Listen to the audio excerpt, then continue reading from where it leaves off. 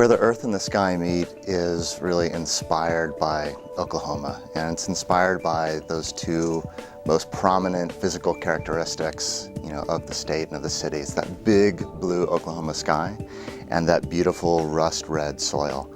And I really wanted to join the two pieces within this sculpture that would be out on the City Hall lawn. Where the earth and the sky meet is composed of steel rings, basically 52 steel rings that are stacked on top of each other. And these rings transform from the bottom to top. At the base, it's a perfect circle. And as it lifts the 26 feet, it becomes more of a folded organic form and begins to reflect the sky in a very different way. And as it lifts, there's the introduction of mirror polished stainless steel panels. And that the sort of top portion of it is almost entirely these panels, and that begins to gradate down to that sort of red earth soil as it's coming out of the ground.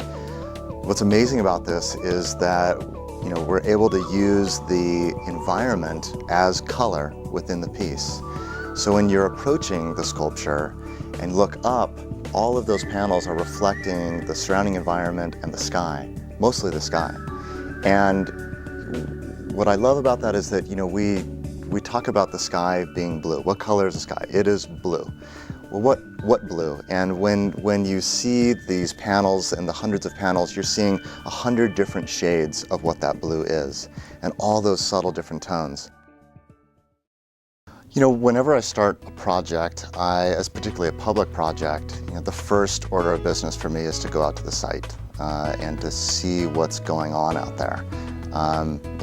I'm trained as an architect and an artist, and so I sort of have ingrained in my training and in my mind and my process is to understand what's happening, where this piece is going to be.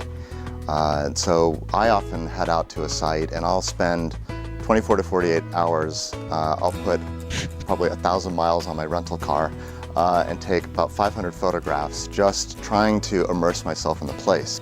The site where the sculpture is very rich in that the context is downtown, the context is City Hall. There's a nice mix of history and the new, including all of the Project 180 and everything that's happening there with the Devon Energy building. And so it's great that the piece is able to interact with all of that. And I feel that it does, with the kind of reflective quality of the piece.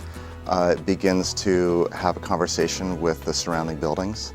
I like seeing the contrast of that rust red color and that kind of pure mirror polished stainless steel against the kind of Art Deco kind of limestone facade of City Hall.